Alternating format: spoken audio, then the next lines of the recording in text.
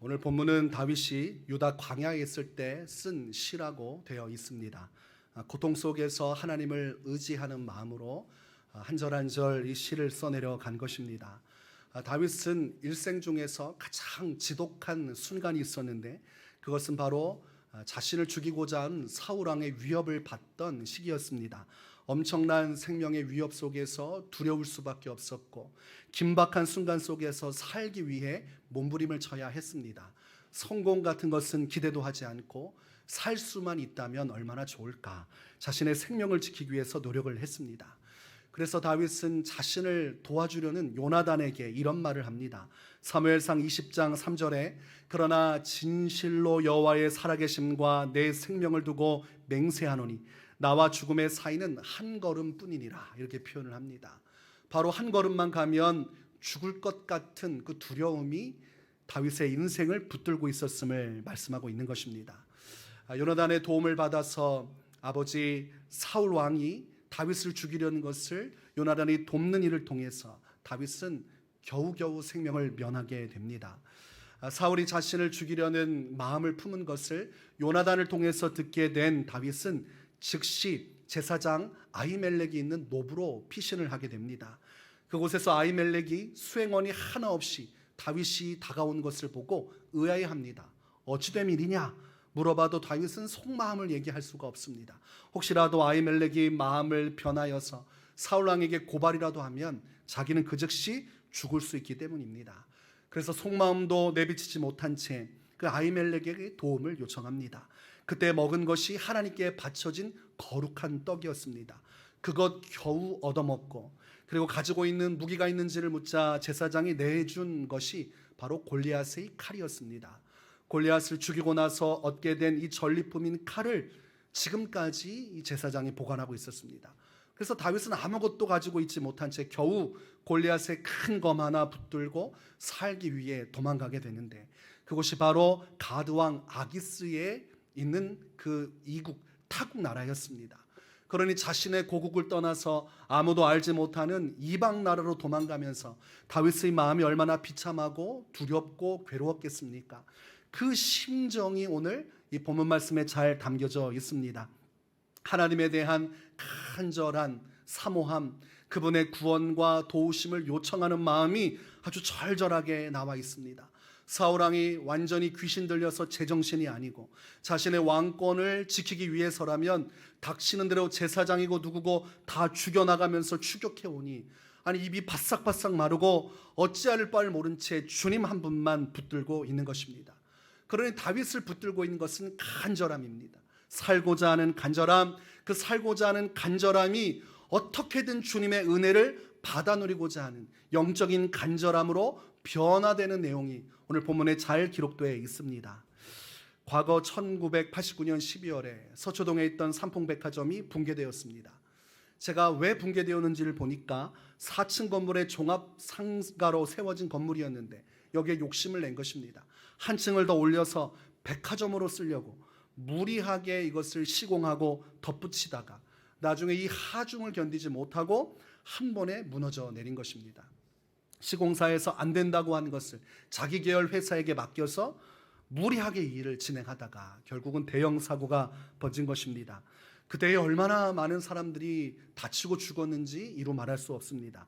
그래서 그때의 상황을 아비규환이라고 표현을 합니다. 응급실에는 자리가 더 이상 없어서 이 응급 환자를 길거리에서 조치해서 어떻게든 살리기 위해서 노력하던 그때가 아주 최악의 상황이 벌어지게 된 것입니다. 현장에서 죽어나가는 시체들이 계속 줄지어 나갔지만 또 그 가운데서도 생명을 얻는 생존자들이 있었습니다.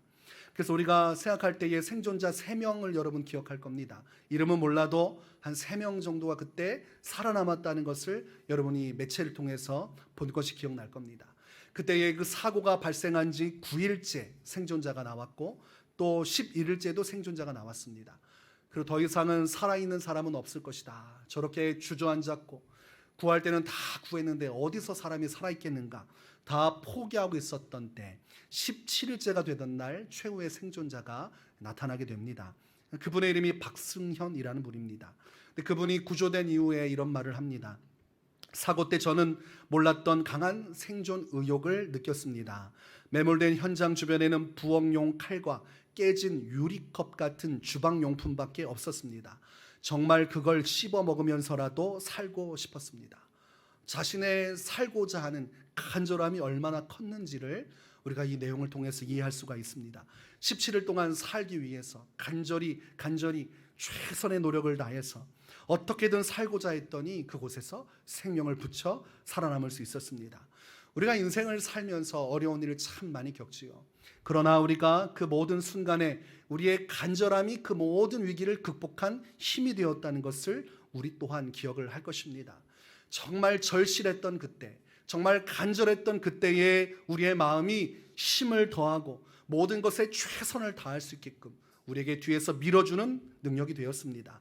오늘 본문 1절에서 이렇게 말씀을 하지요. 하나님이여 주는 나의 하나님이시라. 내가 간절히 주를 찾되 물이 없어 마르고 황폐한 땅에서 내 영혼이 주를 갈망하며 내 육체가 주를 앙모하나이다. 지금 다윗은 극한 상황 속에서 간절함 속에 살아가는데 이 간절함이 누구를 향해서 쏘아지고 있습니까? 하나님께 드려지고 있습니다. 하나님에 대한 간절함. 이 세상에서 자기가 겪는 모든 환난을 감당할 힘이 없기에 그는 전심을 다해서 하나님을 간절히 찾고 있다는 것입니다. 물이 말라 바싹 메말라진 땅이 간절히 비를 원하듯이 물을 바라듯이 그렇게 나는 온종일 하나님 이 광야 속에서 하나님만을 찾습니다. 내 영혼이 주님을 갈망합니다. 내 육신이 주를 앙모하며 끊임없이 주님만을 바라보고 있습니다. 이런 고백을 하고 있는 것입니다. 다윗의 이 간절함이 얼마나 큰지 그의 마음과 생각을 다 뒤엎고 있는 것을 보게 됩니다. 시편 42편 1절을 보니까 하나님이여 사슴이 시냇물을 찾기에 갈급함같이 내 영혼이 주를 찾기에 갈급하니이다. 너무 목이 말라 사슴이 온 산을 뒤지고 다니며 뛰어다닙니다. 어디 먹을 것이 없을까? 어디 물이 없을까? 그렇게 애타게 열심히 뛰어다니는 그 모습처럼 다윗도 인생 속에 하나님의 은혜를 사모하면서 어떻게 하면 주의 은혜를 얻을 수 있을까? 어떻게 하면 주님의 구원을 내가 온전히 누릴 수 있을까? 그 마음으로 주님을 찾고 또 찾았음을 말하고 있습니다. 간절히 찾고 또 찾고 찾았지요. 2절을 보니까 이런 말씀이 기록되어 있습니다. 내 영혼이 하나님 곧 살아계시는 하나님을 갈망하나니 내가 어느 때에 나아가서 하나님의 얼굴을 배울까? 이렇게 말하고 있습니다. 다윗이 지금 광야 속에서 하나님을 갈망하고 있고 주님의 얼굴을 보고 싶어 하고 있어요. 여러분, 간절한 것은 하나님을 만나고자 하는 간절함입니다. 하나님을 더 가까이 하고자 하는 간절함이에요. 우리가 인생 살면서 여러 가지 간절함이 있습니다. 그 중에 연인과의 관계 속에서의 간절함이 있어요. 함께하고 싶은 이 마음이 간절해지면 환경과 상황을 뛰어넘는 일이 벌어집니다. 부산에서 서울까지 서로 오가기엔 너무 먼 거리입니다. 그러나 정말 사랑하고 정말 간절히 그 사람을 만나고 싶으면 어떻게 하겠습니까? 부산에서 서울까지 왕복으로 갔다 오는 겁니다. 그리고 뭐라고 합니까? 전혀 힘들지 않았다. 5분 정도 사랑하는 사람 얼굴을 보고 가면서 이제 충분하다.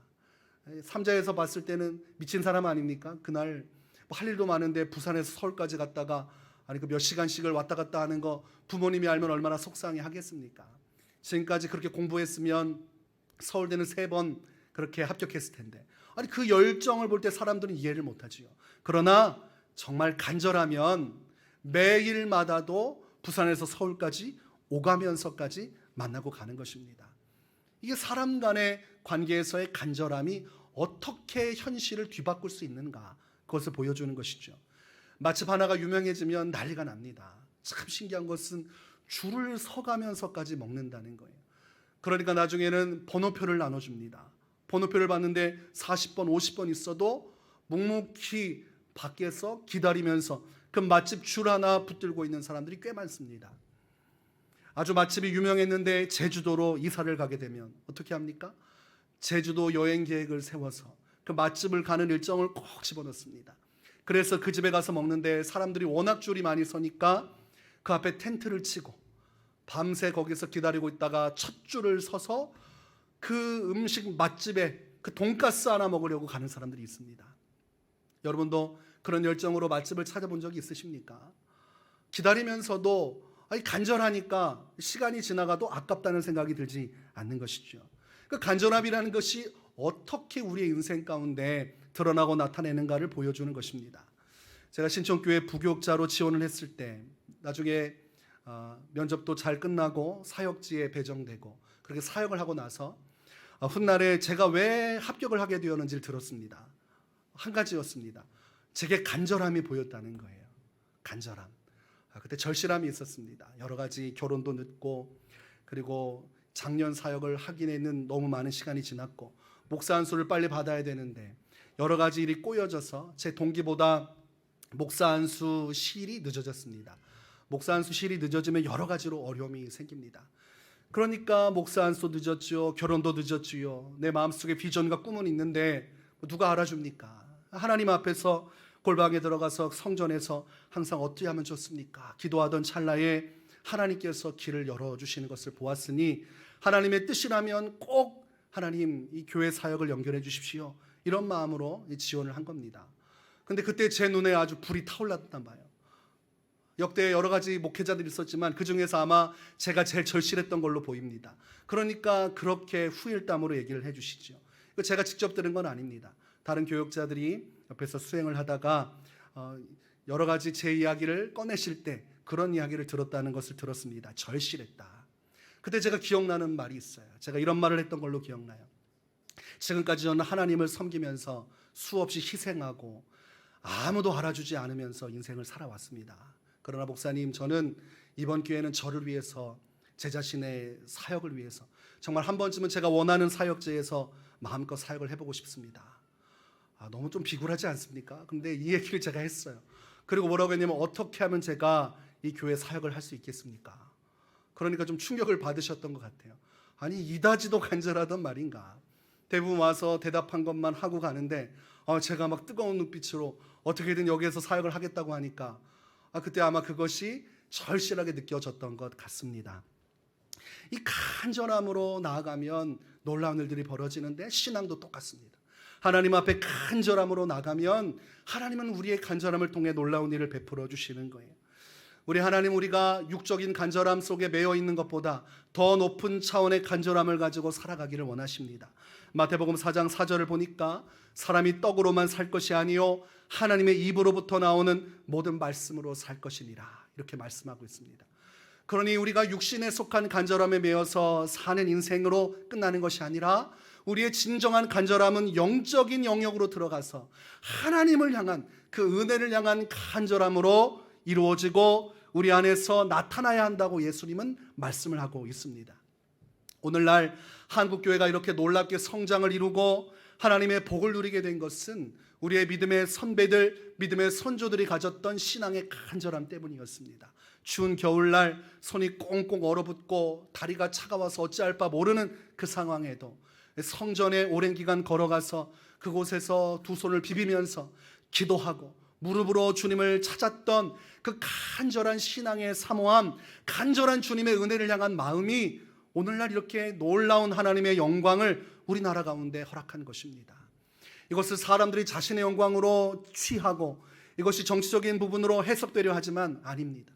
이것은 믿음으로 간절히 주님을 바라봤던 우리 믿음의 선배들이 하나님 앞에 드렸던 그 간절함이 아름다운 결실로 우리에게로 돌아온 것입니다. 그래서 그 간절함을 통해 하나님은 복을 주사 우리나라를 이렇게 선진국의 대열에 들게 하시고 부강한 나라가 되게 하셨다는 것을 우리는 깨달아야 됩니다. 예수님의 생애에 대해서 성경은 이렇게 말합니다. 히브리서 5장 7절에 그는 육체에 계실 때에 자기를 죽음에서 능히 구원하실 이에게 심한 통곡과 눈물로 간구와 소원을 올렸고 그의 경건하심으로 말미암아 들으심을 얻었느니라, 이렇게 말하고 있습니다. 예수님을 객관적으로 볼 때 어떠했냐면 하나님을 바라보면서 자신을 구원할 수 있는 분이 하나님이시기에 그분 앞에 심한 통곡, 대성통곡이라고 하지 않습니까? 소리 높여서 주님 앞에 그 이름을 부르며 기도하셨고 눈물을 쏟아내며 자신의 소원을 주 앞에 올려드렸다, 이것입니다. 그의 경건하심으로 말미암아 이렇게 되어 있어요. 예수님이 이렇게 간절하게 절실하게 하나님께 소리 높여 부르짖고 주님께 소원을 올려드린 그 모습, 그 절실하고 간절한 모습이 경건한 모습으로 인정받아 하나님이 결국은 그의 간구를 들어주셨다 이렇게 되어 있습니다.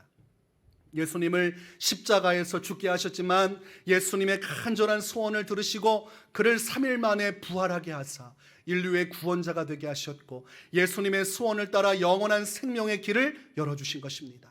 그래서 예수님 안에서 우리는 생명을 얻을 수 있는 길을 얻게 되었고 영원한 천국의 소망을 가지고 오늘을 살아가는 것입니다. 그러나 우리가 얼마나 영적으로 간절함을 가지고 살아가는 것이 중요한가? 그러면서 우리 스스로에게 물어보게 되는 것이죠. 나는 정말 간절하게 신앙생활을 하고 있는가? 나는 육신의 삶 속에 간절함만 있고 혹여라도 하나님 앞에서 영적인 간절함은 부족한 채 살아가고 있지는 않은가? 우리 자신이 살펴봐야 하는 것입니다. 오늘 본문 2절에 보니까 이 다윗의 간절함에 대한 기록들이 이어져 나오고 있어요. 그가 어떤 간절함으로 주 앞에 서고자 했는가? 2절에 보니까 내가 주의 권능과 영광을 보기 위하여 이와 같이 성소에서 주를 바라보았나이다. 하나님의 성전을 가까이 하고 성전을 찾아와서 주님을 간절히 찾고 부르짖고 기도하는 다윗의 모습, 다윗의 삶을 나타내고 있는 것입니다. 항상 다윗은 성전을 사랑하였어요. 성전에 가서 주님 앞에 기도하고 예배하는 것을 사모했습니다.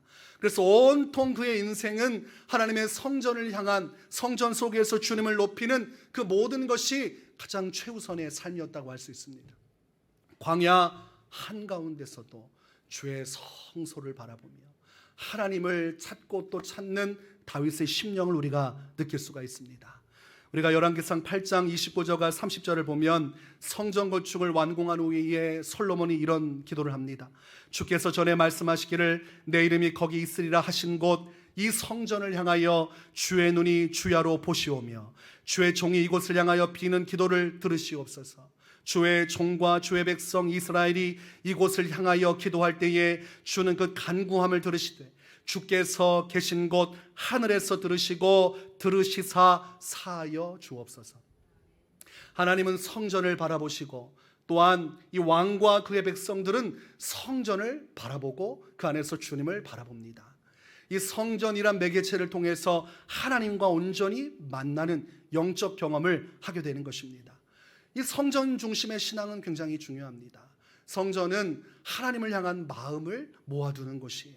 그곳에서 예배하고 찬양하는 것뿐만이 아니라 우리가 하나님을 생각할 때에 내가 예배드리던 그 장소와 그곳의 은혜의 시간들을 기억하며 주 앞에 더 가까이 나아갈 수 있는 것입니다. 근데 오늘날 이 성전 신앙을 파괴하는 일들이 자꾸 벌어집니다. 성전은 중요하지 않다 이렇게 시작을 합니다. 그래서 마치 그것이 본질인 것처럼 이야기하지만 그것은 본질을 벗어나기 위한 전제 과정을 까는 것뿐입니다. 성전에 자주 온다고 해서 그것이 참신앙이 아니다 이렇게 이야기를 하죠. 꼭 마음이 성전을 향하여 있어야 하지만 신앙은 아니다. 성전은 건물이기 때문에 그러니까 그냥 있는 자리에서 하나님 바라보면 되는 것이다. 그게 진정한 영적인 자유다 이렇게 말을 합니다. 그러나 사도행전 2장 46절과 47절을 보면 초대교회 성도들의 신앙의 모습을 이렇게 기록합니다.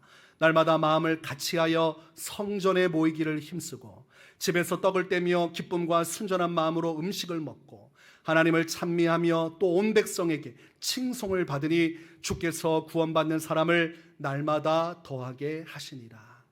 초대교회 성도들이 본질로 따지면 오늘날의 교회보다 앞섭니다. 성령의 강림을 경험하고 목숨을 바쳐서 복음을 온 세상 가운데 뿌리는 아주 중요한 증인으로서의 역할을 시작한 교회들 그리고 성도들이었습니다. 그들이 중점적으로 여긴 것은 성전을 향한 마음이었어요. 항상 성도들이 성전에 모여서 함께 예배하고 기도하고 주님을 갈망하고 간절히 그 은혜를 사모하는 것, 그게 신앙에 있어서 첫 번째였습니다. 그러니 마음을 같이하여 성전에 모이기를 힘쓰고가 가장 먼저 있는 것입니다. 근데 오늘날 이 신앙을 붕괴시키는 일들이 있어요. 본질이라고 말하지만 그것은 성경의 본질을 깨는 일입니다. 다윗도 하나님을 얼마나 사랑했습니까? 광야 한가운데서 죽음이 위태로운 가운데 주님을 바라봤던 그가 성소를 향하여 마음을 쏟아부었다면 솔로몬이 위대한 지혜를 가지고 하나님 앞에 1000번제를 드리면서까지 주님을 사랑했던 그 왕이 성소를 향하여 우리가 주께 기도할 때에 성소 안에서 주님을 향하여 나아갈 때 기도를 들으소서 했던 그 마음을 우리가 어떻게 부정할 수 있겠습니까? 초대교회 성도들이 성전 안에서 주님을 사모했던 그 신앙의 열정을 오늘날 우리가 몇 마디 말로 어떻게 부정할 수 있습니까? 성전을 가까이 하는 것은 좋은 것입니다. 성전을 사모하는 것은 좋은 것이, 우리가 모이는 교회 그걸 건물로만 치부하지 않고 이곳에 우리의 마음을 두고 이곳에 우리의 중심을 두고 하나님을 떠올리는 것은 아름다운 것입니다. 여러분, 교회를 가까이 하시기 바랍니다.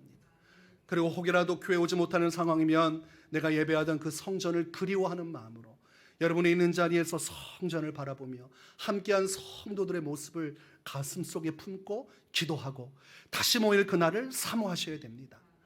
건물은 중요하지 않다, 다 흩어져도 된다.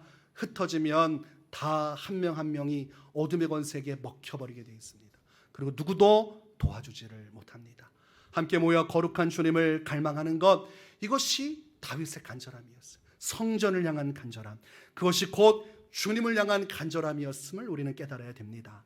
본문 3절에 보니까 주의 인자하심이 생명보다 나음으로 내 입술이 주를 찬양할 것이라 이렇게 말하고 있습니다. 다윗이 얼마나 주님을 간절히 원했는지 그는 이 찬양을 통해서 하나님을 찬양하는 것에 전심전력했습니다. 하나님에 대한 갈망이 무엇으로 터져나왔어요? 찬양으로 터져나왔습니다.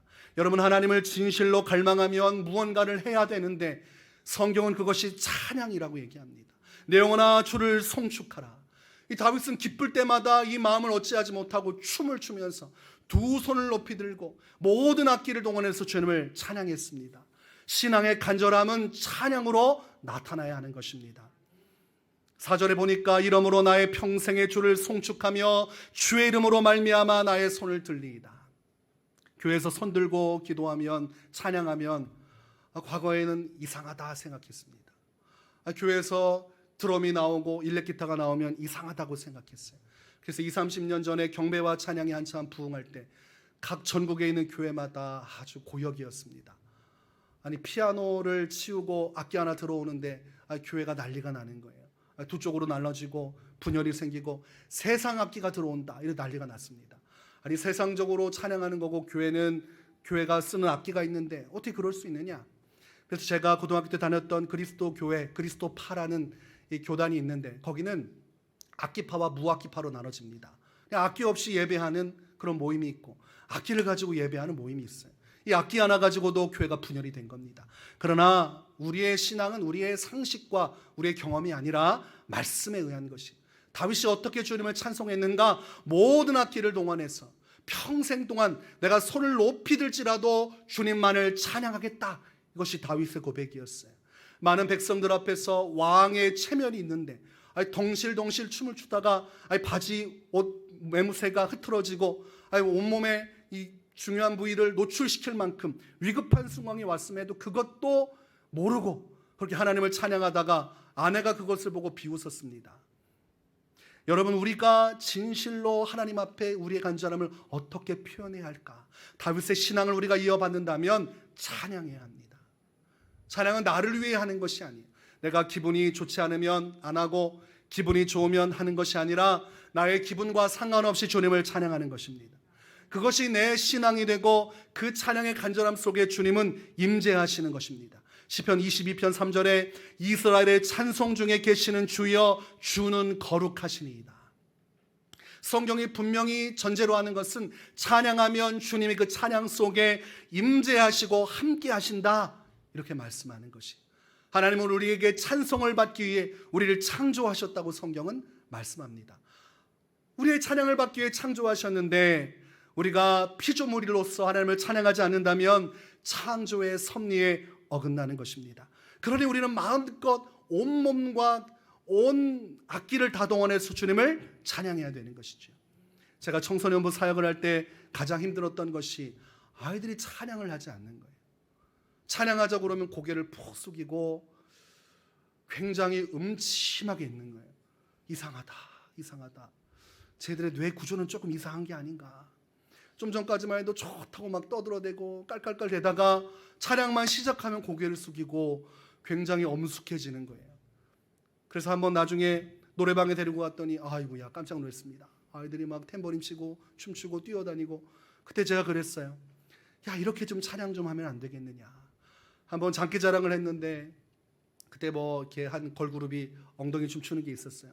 5명에서 줄지어가지고 엉덩이 춤을 추고 있는 거예요. 그래서 못하는 건 아닌데 왜 찬양을 안 할까? 근데 그 신비가 풀어졌어요. 수련회가 왔고 수련회 때 성령을 받고 은혜를 체험하니까 애들이 찬양하기 시작하는 거예요. 아하, 아이들이 하나님을 만나지 못했기 때문에 그랬구나. 하나님을 만나게 되고 그 하나님의 은혜를 사모하면 찬양의 문이 열려지게 되어 있습니다. 나중에 아이들이 눈을 감고 손을 높이 들면서 찬양을 하기 시작해요. 그리고 그곳에서 눈물을 주르륵 흐르기 시작합니다. 찬양 속에서 기쁨을 회복하고 하나님의 은혜를 사모하는 것을 보게 되었습니다.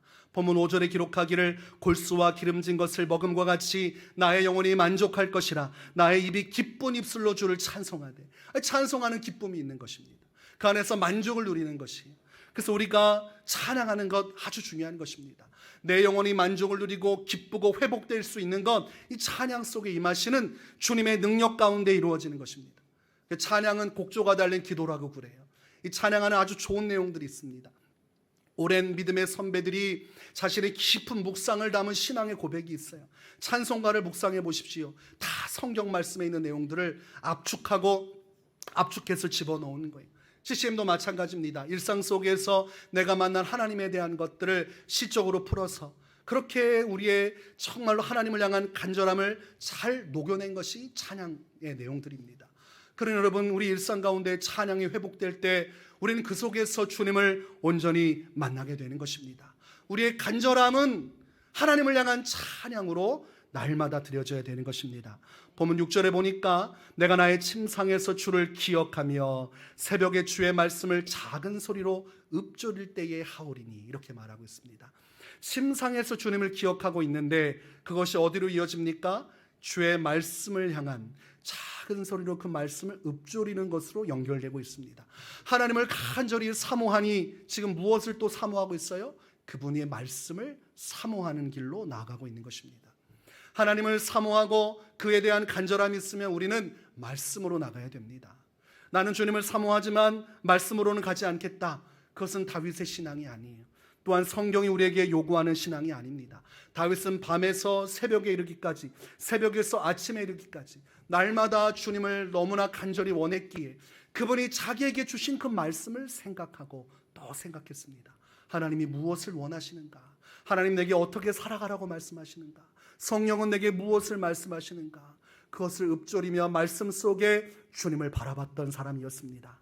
그래서 내가 자의 침상에서 주를 기억하며 새벽에 주의 말씀을 작은 소리로 읊조린다, 이렇게 말한 것입니다.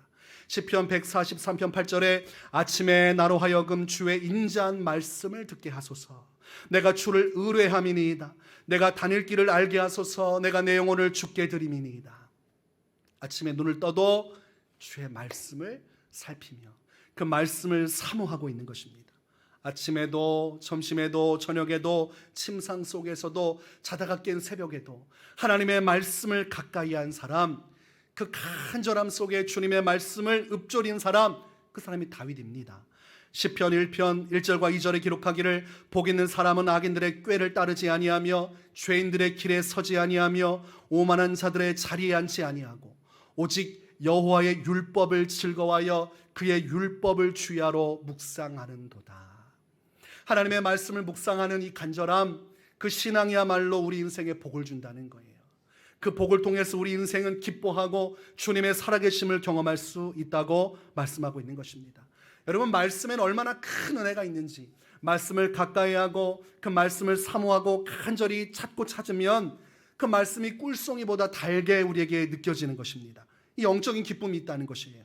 시편 19편 9절과 10절에 여호와를 경외하는 도는 정결하여 영원까지 이르고 여호와의 법도 진실하여 다 의로우니 금 곧 많은 순금보다 더 사모할 것이며 꿀과 송이꿀보다 더 달도다.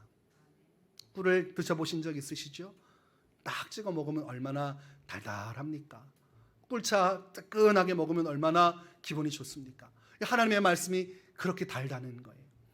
세상에서 우리가 많은 쾌락을 즐기고 그 많은 것들을 채우기에 노력하지만 정작 우리는 말씀 앞에 서서 말씀을 보는 시간이 너무 짧습니다. 다윗의 인생은 온통 그 말씀에 대한 사모함이 있었고, 그리하여 주께서 주시는 말씀의 기쁨으로 인해서 삶이 너무나 행복했다고 기록을 하고 있습니다. 여러분, 마음이 허전합니까? 여러 가지 생각으로 밤잠을 못 자고 혼란스럽습니까? 그럴 때 뜬 눈으로 잊지 마시고 말씀을 묵상하시기 바랍니다. 시편 119편 105절에 주의 말씀은 내 발의 등이요 내 길의 빛이니이다. 말씀이 우리의 인생의 빛을 비추사 우리의 인생의 기쁨을 회복시켜 주시고 어디로 가야 할지 알려주시니 근심은 사라지고 마음속에 확신만이 자리 잡게 되는 것입니다. 마가복음 3장 35절에서 예수님은 누구든지 하나님의 뜻대로 행하는 자가 내 형제요 자매요 어머니이니라 말씀하셨습니다. 하나님의 말씀을 깨닫고 묵상하여 그 말씀의 뜻대로 살아가는 자가 진정으로 하나님의 가족이 되는 것입니다. 우리는 형식적인 가족에 만족하면 안 돼요. 진실로 말씀을 가까이 하고 말씀에 순종하며 살아갈 때 영적인 깊이 있게 주님의 은혜 속으로 나아가는 것입니다. 여러분 안에 간절함이 회복되길 바라요. 광야 한복판에서 간절히 성전을 바라보았던 이 다윗의 심령이 우리 안에서 온전히 채워지고 세워지길 바랍니다. 매일의 삶 속에서 찬양하며 두 손을 높이 들고 주님의 은혜를 높였던 그 다윗의 간절함이 우리 인생 가운데도 이루어지길 원합니다. 날마다 말씀을 같이하여 말씀과 함께했던 그 말씀에 대한 갈급함이 우리에게도 회복되어지기 바랍니다. 여러분, 모든 은혜와 모든 복의 중심은 이 영적인 간절함으로부터 시작되는 것입니다. 여러분, 어디에 간절함을 두고 살아가십니까? 오늘 성령 강림 주일입니다. 초대교회 성도들은 모여서 기도했고 그곳에 임하실 성령님을 사모하고 간절히 원했습니다. 약속하신 것을 받기 위하여 간절함으로 하나 되어 나갔어요. 우리도 다윗의 심령을 이어받아서 항상 모여서 은혜를 사모하고 말씀을 사모하고 찬송하기를 사모하며 우리가 절실함으로 주 앞에 서면 성령이 우리 공동체 가운데 오셔서 다윗에게 주셨던 그 은혜보다 더 큰 은혜를 부어주시는 것입니다. 오늘 이 시간 우리가 이 간절함으로 주 앞에 서기를 원해요. 우리가 매일의 삶이 주님을 향한 영적인 간절함으로 나아가서 우리 교회가 성령의 은혜를 힘입고 이 시대 가운데 다윗 같은 사람으로 주 앞에 귀하게 쓰임받는 우리의 인생이 되기를 주의 이름으로 축원합니다.